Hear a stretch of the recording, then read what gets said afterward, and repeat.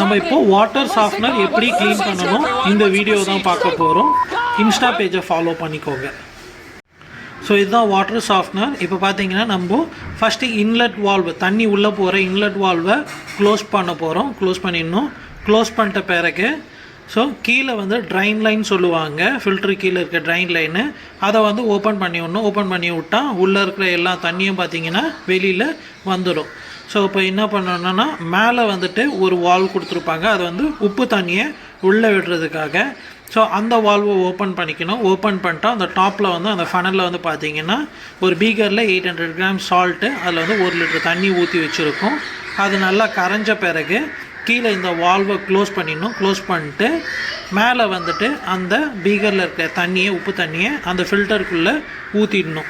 ஊற்றின பிறகு என்ன ஆகும்னா ஸோ உங்களுக்கு அந்த ஃபில்டரில் இருக்கிற அந்த அழுக்கு, டஸ்ட்டு எல்லாமே பார்த்திங்கன்னா உங்களுக்கு ரிமூவ் ஆக ஆரம்பிச்சிடும். இது வந்து பார்த்திங்கன்னா ஒரு 10 to 15 மினிட்ஸ் ப்ராசஸ்.